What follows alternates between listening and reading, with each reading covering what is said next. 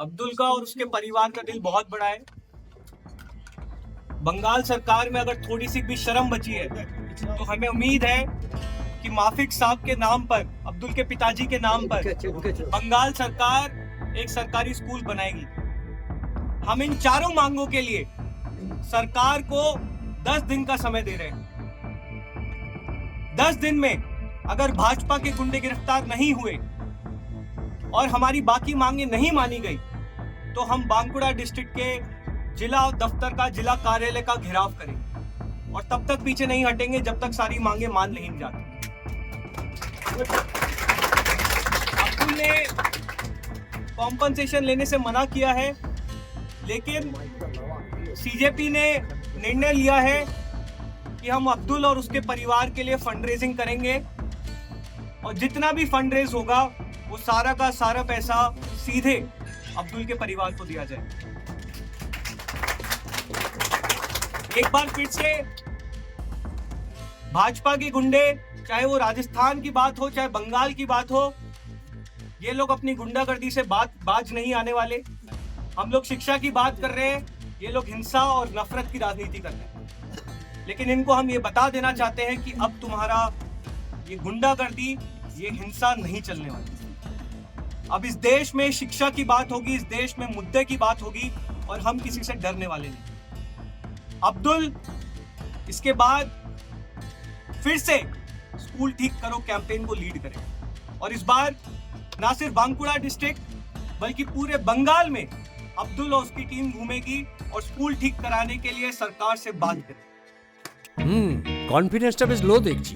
Recently test করিয়েছো? হ্যাঁ ডাক্তারবাবু, প্রি টেস্টের পরের দিনই করিয়েছি। ও তুমি মাধ্যমিক দেবে, তাহলে মক টেস্ট করো। এই নাও মৌলিক লাইব্রেরি সম্রাট এক্সক্লুসিভ মক টেস্ট পেপার। এতে পাবে প্রতিটি বিষয়ে অধ্যায় ভিত্তিক গুরুত্বপূর্ণ নমুনা প্রশ্নপত্র, ইংরেজি গণিত ও আনসিন লেখার বিস্তারিত টিপস আর প্রতিটি সাবজেক্টের এক্সপার্ট ওপিনিয়ন, যা তোমার কনফিডেন্সকে ফিরিয়ে আনবে মাধ্যমিকের আগে।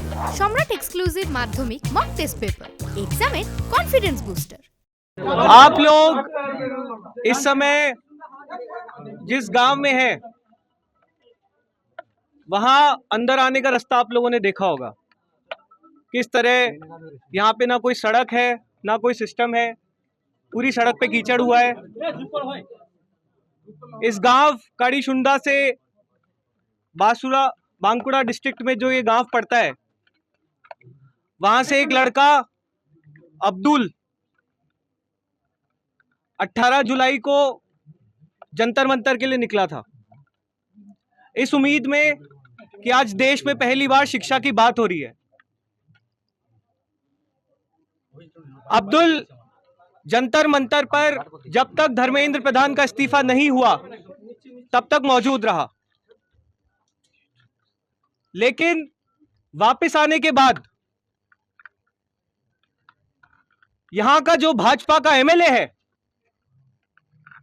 निर्मल धारा, उसने और उसके गुंडों ने अब्दुल को धमकाना शुरू किया। अब्दुल को इन लोगों ने आतंकवादी बोला, पाकिस्तानी बोला।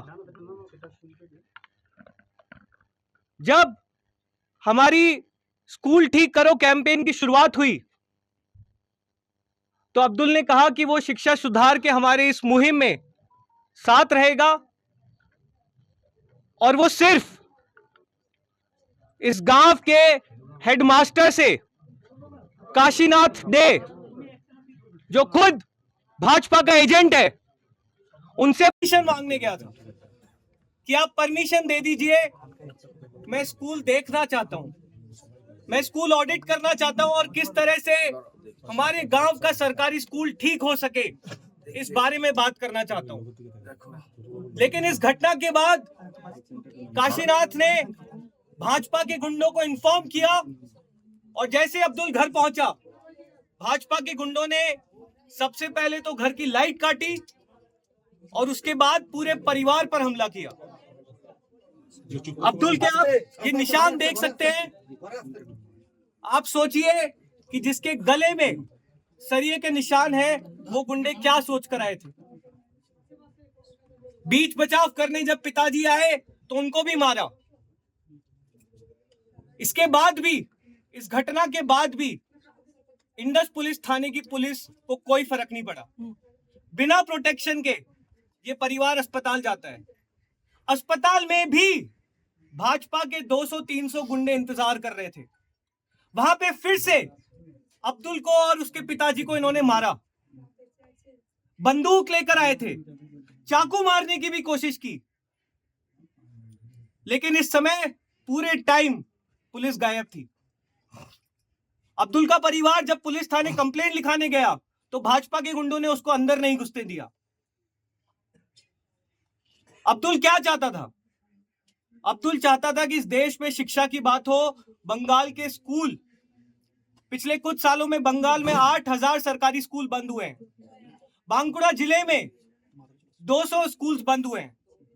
अब्दुल चाहता था कि स्कूल इसके जिले में भी सुधरे, इसके गांव में भी सुधरे।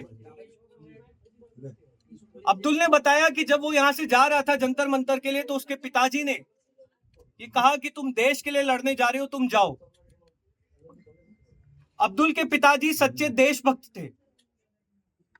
उन्होंने अपने बच्चे को आगे किया कि वो आगे बढ़कर इस देश में शिक्षा की बात करे।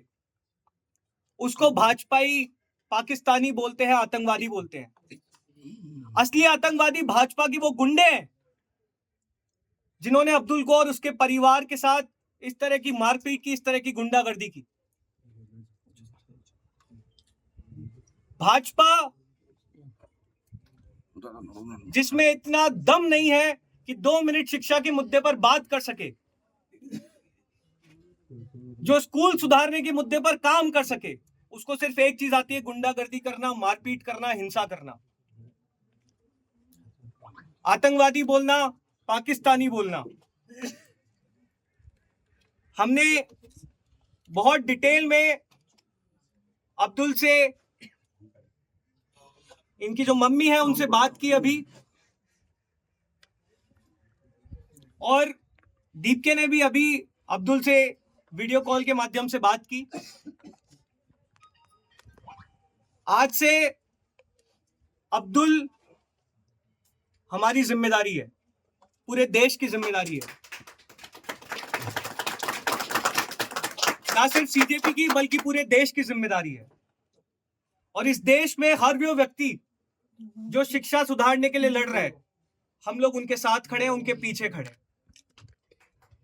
हम भाजपा के गुंडों से डरने वाले नहीं हैं। तुम्हारी ये गुंडागर्दी अब और नहीं चलेगी। जितने भी लोग भाजपा के गुंडे चाहे देश के किसी भी कोने में हो, वो अगर ये सोच कर बैठे हैं कि उनकी गुंडागर्दी मारपीट से हम डर जाएंगे, तो हम डरने वाले नहीं हैं। हम वोट मांगने तो नहीं आए थे। अब्दुल वोट मांगने तो नहीं गया था। अब्दुल स्कूल ठीक कराने की बात करने गया था। ये इतने बेशरम लोग हैं कि घटना के 2 दिन बाद जब उनको पता पड़ा कि हम लोग अब्दुल से मिलने आ रहे हैं, तो इन्होंने उसी स्कूल को चमका दिया। क्या ये काम सरकार पहले नहीं कर सकती थी? क्या ये स्कूल पहले नहीं सुधारा जा सकता था? लेकिन स्कूल सुधारने की बजाय भाजपा ने गुंडे भेजना ज्यादा ठीक समझा। हम इन लोगों से डरने वाले नहीं है, ये हम बता दे रहे हैं। प्रियंका जी, बहुत डिटेल में अभी हमारे परिवार से बात हुई है। हम बंगाल सरकार से 4 मांग इस समय रख रहे हैं। सबसे पहली चीज, एफआईआर में अभी भी लगभग 10 के आसपास अनआइडेंटिफाइड गुंडे हैं जिनका किसी भी प्रकार की डिटेल पुलिस द्वारा ली नहीं गई है और वो पूरी तरह से गायब है। हम बंगाल सरकार से मांग करते हैं कि इन सभी गुंडों को अगले 10 दिन में गिरफ्तार करके जेल भेजा जाए और सभी धाराएं जो इन गुंडों पर लगती हैं वो धाराएं लगाई जाए। जिस तरह का बर्ताव अब्दुल और उसके परिवार के साथ अस्पताल में हुआ, पुलिस थाने में हुआ, उसमें बहुत साफ होता है कि इस पूरे मामले में कहीं ना कहीं इंडस पुलिस थाने का भाजपा के गुंडों को संरक्षण था। तो हम ये मांग करते हैं कि पुलिस थाने में जितने भी पुलिसकर्मी हैं, उनका इस घटना में किस तरह का रोल था, उसकी एक इंडिपेंडेंट कोर्ट मैंडेटेड कमिटी के साथ जांच कराई जाए। हम ये भी मांग करते हैं कि जब तक किसी भी प्रकार का परिवार को सिक्योरिटी थ्रेट रहे, तब तक राउंड द क्लॉक अब्दुल के परिवार को पुलिस प्रोटेक्शन मिलनी चाहिए। हम लोगों ने परिवार से कॉम्पनसेशन को लेकर भी बात की, लेकिन परिवार ने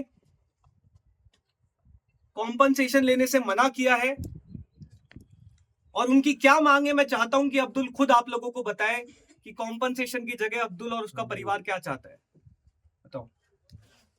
इसमें कुछ गिरफ्तार किया गया, कुछ को आइडेंटिफाई नहीं कर पाया गया, ऐसा पुलिस का दावा है। तो ये जो 8 गिरफ्तार हुआ उसमें भाजपा का लीडर शामिल है। तो इसमें मतलब क्या लगता है आपको कि नहीं, देखिए, जिस तरह से अस्पताल में भी पुलिस की तरफ से पूरा उन गुंडों को संरक्षण था, यहाँ से भी जब मारपीट हुई उसके बाद इसका परिवार बिना किसी पुलिस प्रोटेक्शन के अस्पताल तक गए हैं, वहां पे वापस मारपीट हुई है, पुलिस थाने में परिवार को नहीं घुसने दिया गया बहुत देर तक। तो ये बहुत क्लियरली बताता है कि इंदस पुलिस थाना भाजपा के गुंडों के साथ मिला हुआ था और वो चाहता था कि अब्दुल को और उसके परिवार के साथ हिंसा हो, इसके परिवार को मार दिया जाए। अभी भी बहुत सारे ऐसे लोग हैं जो अब्दुल ने, उनकी मदर ने आइडेंटिफाई किए हैं, जिनको अभी तक पुलिस ने गिरफ्तार नहीं किया है। हम पुलिस को, बंगाल पुलिस को 10 दिन का समय दे रहे हैं, उसके बाद हम जिला कार्यालय का घेराव करेंगे। दादा, शुभेंदु अधिकारी तो कह रहे हैं कि जो भी हो इसमें संलिप्त है उन पर कार्रवाई की जाएगी। भरोसा है कि शुभेंदु अधिकारी जी? नहीं, देखिए, 10 दिन में देख लेंगे, नहीं होगा तो फिर हम देख लेंगे, फिर बंगाल के सारे कॉकरोचेस इकट्ठा होंगे। इन लोगों को लग रहा है कि डरा धमका कर ये हमको शांत कर देंगे। हम इनके डर से डरने वाले नहीं हैं, इनकी हिंसा से डरने वाले नहीं हैं। बंगाल का एक एक व्यक्ति जिसका शिक्षा से सरोकार है, मैं आप लोगों से रिक्वेस्ट करता हूं कि अपने आसपास के सरकारी स्कूलों को विजिट कीजिए। डरिए मत, इन लोगों से हमें डरना नहीं है। हम सब लोग पूरे देश भर के कॉकरोचेस से हम ये आह्वान करते हैं कि आप लोग शिक्षा की लड़ाई लड़ रहे हो, आपको इनके गुंडों से डरने की जरूरत है। ठीक, थैंक यू सो मच।